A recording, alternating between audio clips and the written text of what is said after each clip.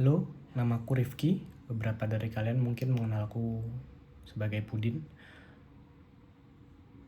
Ini direkam tanggal 24 Juli 2026, 5 hari sebelum aku berumur 28 tahun.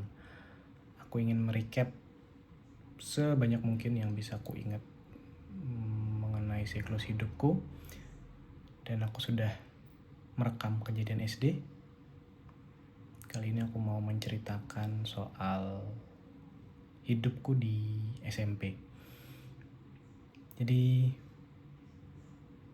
aku berangkat ke SMP selama 3 tahun naik sepeda. Aku lupa deh, tapi kayaknya aku sudah bisa naik motor ketika itu. Dan sebagai warga negara yang baik, tentunya anak SMP belum berumur 17 tahun dan belum punya KTP, dan kala itu belum ada KIA. Dan kalaupun udah ada KIA juga gak bisa bikin SIM ya. Tapi pokoknya aku sebagai warga negara yang baik, dan tentunya untuk berolahraga, aku memilih naik sepeda selama SMP 3 tahun. Aku tidak tahu jarak tepatnya ya, tapi mungkin dari rumah ke sekolah itu 4 kilo. Dan aku tinggal bukan di kampung yang kampung banget ya, tapi ya di sebuah kota kecil lah, yang jalanannya kecil, aspal tapi kecil, apalagi kala itu ya. Jadi bersepeda ke sekolah ya cuma ada beberapa sepeda motor yang lewat lah, jadi sangat aman. Dan ya mungkin kalau membandingkan, aku belum pernah keluar negeri, semoga cepet bisa keluar negeri, terutama sekolah, amin. Tapi belum pernah, dan ya mungkin kalau yang pernah dan tahu rasanya bersepeda di luar negeri di tempat yang nyaman gitu ya, seperti itulah mungkin ketika aku bersekolah berangkat dengan sepeda. Walaupun di beberapa kesempatan karena hampir terlambat, aku bersepeda dengan jarak 4 kilo tanpa ya kecepatan tinggi lah. Dan aku baru sadar pulang sekolah jam sore, dan itu panas, jarak 4 kilo, dan aku sering pakai jaket. Apa itu yang bikin aku hitam? Mungkin kali ya, pulang-pulang panas, naik sepeda. Itulah intinya lah, naik sepeda. Dan 3 tahun mungkin itu yang bikin aku dulu kurus. Kayaknya aku banyak makan soalnya, anggap aja itu yang bikin aku kurus. Makanan favorit ketika SMP, mie goreng. Jadi mungkin ada yang di sekolahnya atau di abang jualannya, di kantinnya ada mie goreng dibungkus di, bukan styrofoam, di tempat mika, yang tempat makanan yang berbentuk mika yang bening itu, seperti mie apa sih itulah, plastik gitu ya, plastik bening itu, yang kotak yang bentuknya seperti styrofoam itu mie, literally cuma mie goreng saja. Mungkin seperti itu ya, seperti bekal mie waktu berenang ya, mie goreng. Lauknya adalah pentol. Yes, lauknya pentol dan mie goreng. Makanan favorit ketika jam istirahat selain bekal ibu. Ada jajanan lain ya, aku lupa, tapi yang ku ingat adalah makan itu di sekolahku, sekolah negeri SMP 1 namanya. 1 sih yang pertama, tapi tidak sebesar itu. Mungkin yang dibayangkan kayak sekolah-sekolah mungkin di kota besar kecil. Dan aku makan mie di jam istirahat di bawah. Jadi ini misalnya ada satu kelas, jadi di belakang kelas lah, jadi di pintu masuk ini ada belakang kelasnya di sini ya, begitulah, di belakang kelas pokoknya, di bawah yang di atasnya jendela, aku di bawahnya. apa sih, ya itulah pokoknya lah, tidak pandai menjelaskan. Pokoknya aku makan mie di kelas, bukan di luar kelas, sorry, tapi di belakang kelas maksudnya. Dan ketika SMP, aku lupa apakah kepala sekolahku sekarang masih hidup atau enggak, tapi beliau memang sudah lumayan senior ketika jadi kepala sekolah di sekolahku. Bahkan ketika, lupa deh kayaknya ketika aku SMA atau ketika aku kelas 3, kepala sekolahnya itu ganti. Karena ya itu, beliau sudah senior. Seorang ibu-ibu yang sangat menyeramkan. Seperti kepala sekolah tadi Kamestra ya. Bedanya kalau kepala sekolah tadi Kamestra kan badannya besar. Nah beliau ini kurus, tapi seram seperti kepala sekolah tadi Kamestra. Dan ya sebagai anak SMP yang aku sih, mungkin kalau yang sudah menonton cerita SD ku ya, aku anak yang ya lurus-lurus aja lah. Jadi aku dipilih jadi ketua kelas, tapi sebagai ketua kelas malah aku jadi takut dengan beliau karena tanggung jawab kelas yang berisik ada di tangan aku. Jadi walaupun aku tidak berisik, aku tetap akan dimarahi. Itu yang bikin aku takut dengan beliau. Dan mungkin ada yang inget kayak siapa aja ya. Ketika SD aku sering jadi pemimpin upacara. Ketika SMP aku lupa pernah apa enggak, tapi yang pasti karena sebagai ketua kelas aku tetap berada di barisan depan. Tapi bukan itu yang mau aku ceritain. SMP itu masih ada gigi susu, terutama kayaknya di kelas 7 ya, kelas 1 SMP. Kelas 7 itu 1 SMP. Kelas 7 masih ada gigi susu, dan kala itu upacara. Gigi susuku lepas dan banyak darah yang mengucur.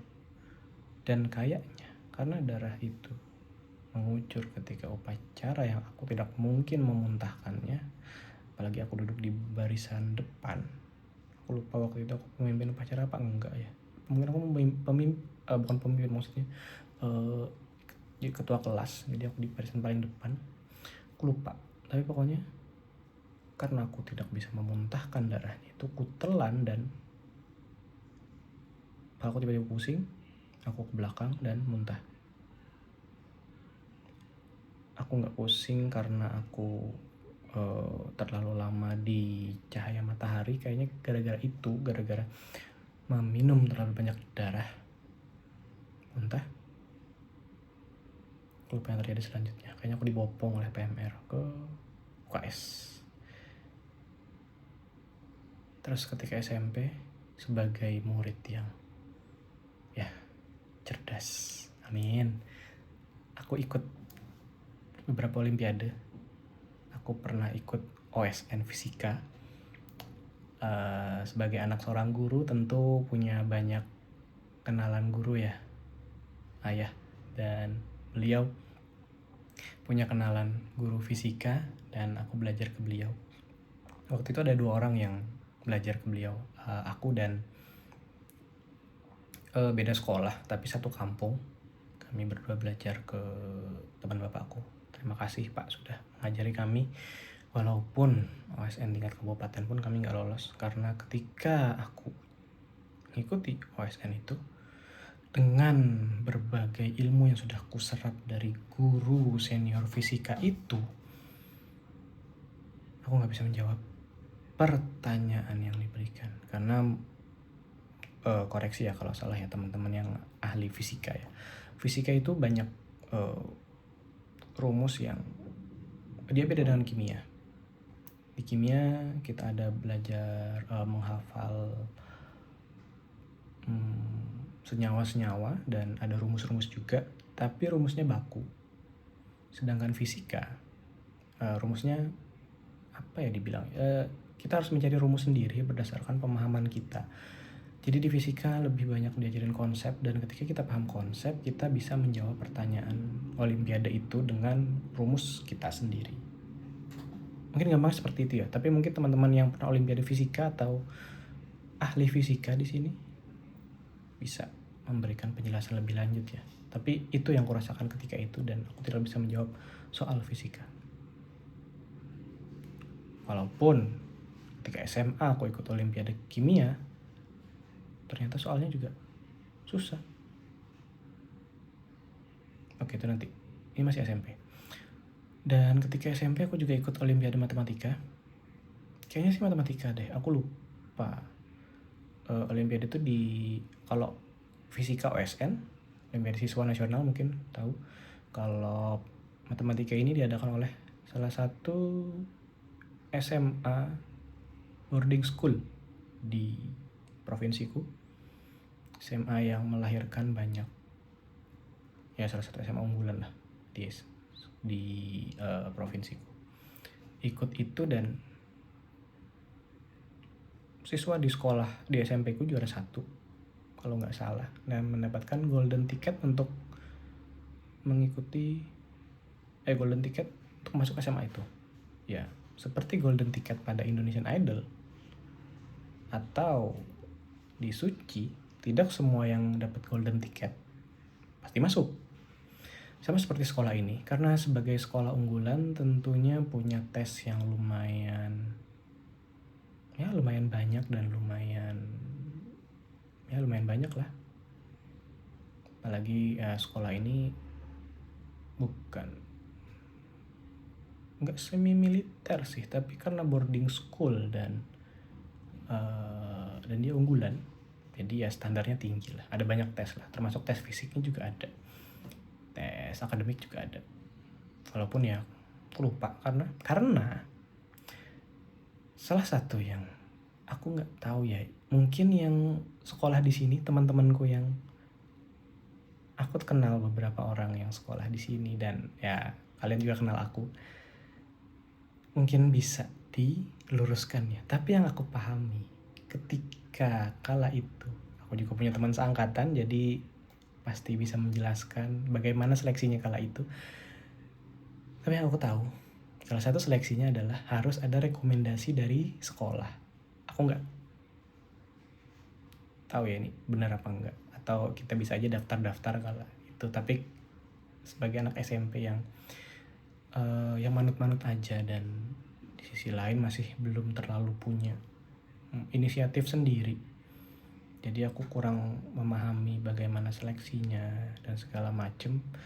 Yang kupahami kali itu adalah harus punya rekomendasi dari sekolah untuk bisa mendaftar di sekolah ini sebelum mengikuti tes. Sayangnya, mohon maaf kepada guru-guru SMP ku, mohon diluruskan juga kalau saya salah di sini. Yang saya pahami kala itu adalah saya tidak diberikan rekomendasi oleh sekolah untuk mengikuti tes, sehingga tidak bisa mengikuti tes. Dan tentu saja teman saya yang mendapatkan golden ticket karena olimpiade ikut tes dan lolos, sayangnya tidak. Udah cukup sampai situ ceritanya. Terus di SMP mulai, kalau di SD aku jarang berkumpul dengan teman-teman sebaya. Di SMP main sering, terutama mungkin buat teman-teman NCU, Nine Class United, seperti namanya ini dibuat di kelas 9. Ini adalah teman-teman bermain bola. Tepatnya adalah bermain sepak bola dengan menggunakan bola tenis di lapangan tenis di siang bolong yang sangat panas. Sampai kaki pernah melepuh gara-gara main bola di kondisi seperti itu. Tapi kami masih main bola. Dan itu adalah salah satu kenangan yang menyenangkan ketika SMP yang ingin kami ulang lagi ketika SMA. Sayangnya tidak bisa karena berbagai alasan. Di awal-awal SMA pernah mencoba untuk mengulangi lagi, tapi beda rasanya seperti SMP, dan akhirnya ya cuma bertahan di SMP. Sebenarnya nggak cuma di lapangan tenis ya, kami pernah beneran main bola di lapangan SD sekolah lain, bukan sekolah kami. Dan Kami main pakai bola, tentu saja bola plastik, karena kami adalah bukan anak kampung ya, tapi ada ada bola sepak dan ada lapangan bola yang publik. Tapi ya kami bukan circle SSB ya, jadi kami main di tempat lain pakai bola plastik di lapangan SD. Dan ada, aku lupa aku salah satu yang menendang atau tidak, tapi kayaknya ada 2 kali kami memecahkan kaca kelas SD tersebut. Dan salah satu kejadian dilihat oleh salah satu guru, entah kepala sekolah atau siapa, dan aku sebenarnya juga nggak tahu beliau siapa sampai sekarang, tapi sepertinya guru di sekolah tersebut, dan menyumpahi kami untuk tidak naik kelas atau tidak lulus. Aku lupa kalimatnya dan aku lupa itu ketika kelas 8 atau kelas 9. Pokoknya mereka menyumpahi kami semua yang bermain di situ tidak lancar sekolahnya. Dan tentu saja kami tidak mengganti ya, saya lupa, tapi semoga kami ganti. Mohon maaf kepada bapak dan sekolah tersebut. Ya, dan kami nggak ada yang tinggal kelas. Puji Tuhan. Dan ketika SMP, aku ikut ekstrakurikuler PMR dan merasakan ya itulah, intinya adalah inaugurasi ya, jurit malam. Sebenarnya aku ikut ekstrakurikuler PMR waktu itu karena ya aku ingin ikut berorganisasi aja, lagi senang-senangnya explore lah. Aku ikut organisasi dan aku ikut PMR, dan ternyata ya seperti ya ekstrakurikuler pada umumnya kala itu kami menginap di salah satu pantai pakai tenda. Kami tidur pakai tenda di pantai tersebut, dan di tengah malam kami dibangunkan dan kami harus bukan mengelilingi pantai. Jadi di pantai itu sudah ada pos-pos tertentu. Ya sudah tahu lah ini arahnya kemana ya.